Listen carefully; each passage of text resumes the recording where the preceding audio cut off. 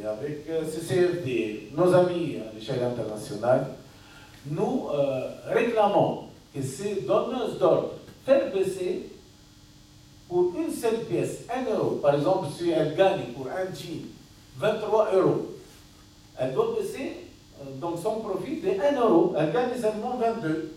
Et laisse 7 euros pour les femmes travailleuses, ils auraient doublé leur salaire. Voilà, ce monde injuste. Donc, c'est dans ces cadres-là que nous luttons. Et nous aussi, on lutte pour des acquis à l'échelle nationale. En Tunisie, par exemple, le droit de ces femmes pour accéder à la santé publique, puisque lorsqu'elles sont licenciées, elles n'ont plus de relations de travail, elles ne sont plus donc affiliées à la Caisse nationale de la sécurité sociale, donc elles doivent rester, elles doivent attendre jusqu'à 60 ans pour avoir leur pension de retraite. Et à ce moment-là, puisqu'elles sont donc, victimes d'une exclusion économique et une exclusion sociale, comment est-ce qu'elles vont vivre et comment est-ce qu'elles vont attendre ces années-là pour avoir rattrapé une retraite. Donc nous plaidoyons pour qu'elle soit, qu'elle a le droit à accéder au moins pour la santé publique.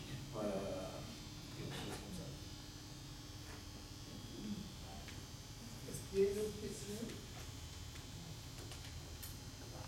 Cette intervention, d'ailleurs, ça me fait penser que ça peut rejoindre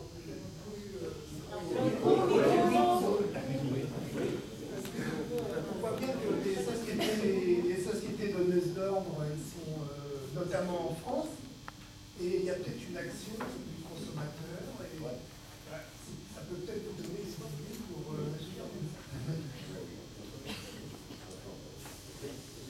ça. Oui, bah, c'est bien pour ça que dans les débats qu'on essaye de mettre en place, il y a vraiment une volonté de donner la parole à des associations, à des initiatives, parce qu'il y en a beaucoup, et le tissu associatif, en tout cas, chez nous, est riche, et en même temps, on a souvent des associations qui ont souvent besoin d'être mis en valeur, soutenues, valorisées. Enfin, c'est le travail que vous faites ce soir, et c'est plus qu'utile. On voit bien qu'on a besoin de comprendre, on a besoin de témoignages, on a besoin d'éléments de compréhension pour aussi mesurer nos responsabilités. Alors c'est vrai qu'on a fait le choix aussi, les sujets qu'on a traités touchent aussi à la question des droits économiques et sociaux. Alors c'est vrai que l'histoire de la sécurité sociale, c'est une manière aussi de rappeler ce que c'était avant. On a du mal à mesurer, mais quand on a travaillé avec des lycéens et des collégiens et qu'ils ont vu le film, et que dans le film, il y a des gens qui ont pu témoigner du fait, enfin moi j'ai beaucoup retrouvé des choses,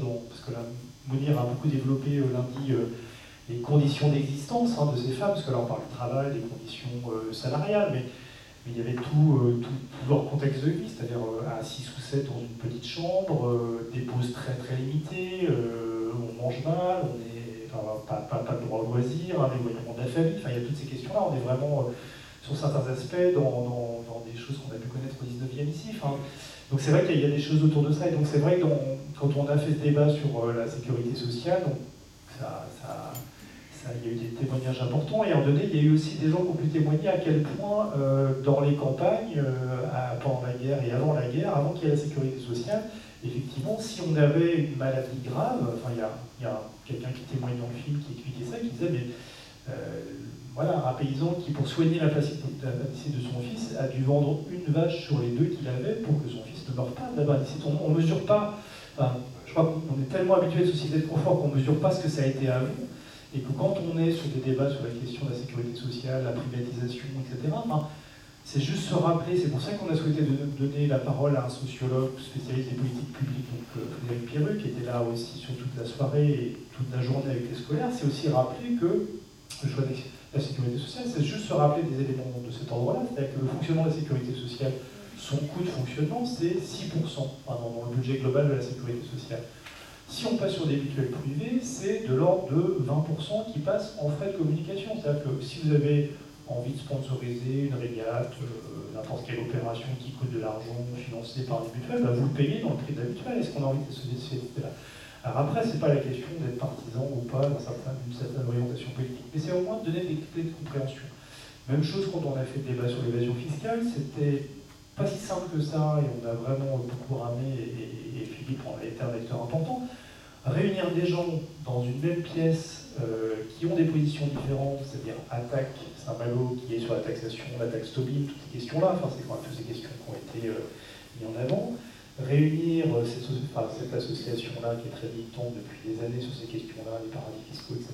Et réunir la Fédération française des banques, et ben, c'était loin d'être simple. Il a fallu travailler, rassurer, mettre en place, mais c'était vraiment notre souci de respecter chacun dans cette histoire-là. Et c'est vrai que ça a été, en tout cas dans le débat, qu'il a été très respectueux de ça. Et c'est de se dire à quel endroit on agit en tant que citoyen, c'est-à-dire à quel endroit on est aussi nous consommateurs de banques, on a aussi le droit d'interroger nos banques pour se dire, ben voilà, il y a tous les paradis fiscaux, et comment on y contribue, c'est quand même 40 à 60 milliards en France de pertes qui ne vont pas dans le financement des services publics. C'est-à-dire que du coup, c'est aussi le minimum, enfin, en tout cas, c'est à peu près une évaluation, mais c'est surtout à l'échelle nationale. C'est-à-dire que c'est aussi nous, en tant que citoyens, on paye des impôts, on contribue aux routes, aux hôpitaux, etc. Du coup, il y a des sociétés qui sont déchargées joyeusement, qui font des profits énormes, et que du coup, la dette publique, c'est nous qui la payons. Donc c'est aussi se rappeler ça, c'est-à-dire que du coup, nous, quand on paye les impôts, on en paye peut-être des fois un peu plus, parce que aussi, il y a des pertes ailleurs. Donc c'est vrai que cette question du lien entre le local, l'international, c'est vraiment important, et donc le travail en tout cas le travail qu'on fait chacun à des niveaux, on n'a évidemment pas les mêmes réalités de vie, mais on a, je pense, un devoir de solidarité et de communication et d'interrelation. On voit bien qu'on est très dépendants et que de toute façon, s'il y a des injustices, elles réagiront d'une certaine manière. Enfin, je pense que toutes ces questions-là, elles sont aussi en lien avec la question des extrémismes, du terrorisme, des sentiments de frustration, de cette question des migrants. Enfin, toutes ces questions-là, elles sont quand même très très liées. On ne peut pas les saucissonner en choses qui n'ont rien à voir. On voit bien que c'est utile et qu'effectivement, quand nous on paye un jean 100 €, il faut se dire qu'effectivement, peut-être que s'il y avait une pression de consommateurs en boycottant certaines marques et en valorisant des initiatives comme le collectif éthique sur l'étiquette, peut-être qu'on bâtirait chacun une société plus juste. Donc on a chacun un petit pouvoir d'agir, donc qui peut être petit, on peut se mobiliser sur des grandes causes et des petites causes, mais on a chacun, en tout cas, on a une responsabilité d'agir. Et qu'être citoyen, c'est pas juste la question des droits, des devoirs, et de se dire on subit un peu les choses, et puis on attend que les politiques ou d'autres dont on n'est pas très satisfait se mobilisent sur ces questions-là, ou alors est-ce qu'on se mobilise, est-ce qu'on agit, est-ce qu'on se positionne en disant peut-être que là, on peut peut-être agir sur des petites choses, alors des petites initiatives locales d'échange, peut-être réinterroger nos modèles de consommation. Et donc je pense que, voilà, on voit bien que toutes ces questions-là, elles sont très très liées. Et moi, je suis très, très heureux qu'on ait fait connaissance et d'avoir entendu vous dire, parce qu'on se dit qu'on a vraiment des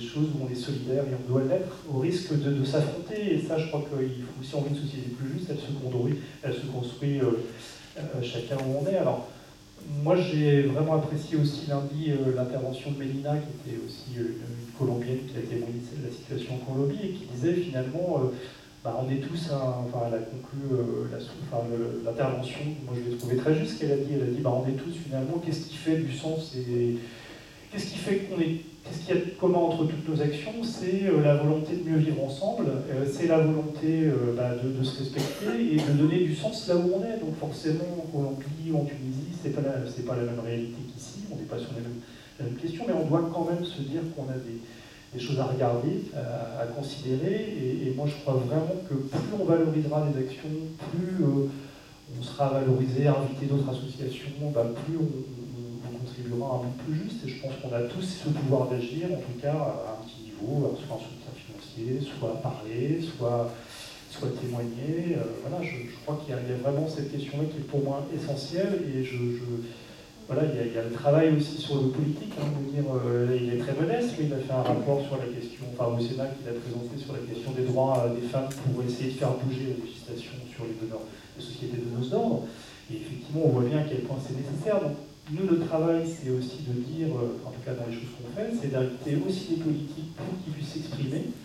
Il n'y a pas que les campagnes électorales où on est tous un peu à s'hystériser un peu. À un moment donné, il y a aussi la réflexion, elle doit être en permanence. Elle ne peut pas être juste à des moments où on est pour tel ou tel candidat. Qu'est-ce qu'on fait et comment on peut aussi entendre des points de vue qui sont différents. Donc c'est vrai que c'est pas si simple que ça d'inviter des gens qui ont des points de vue contradictoires.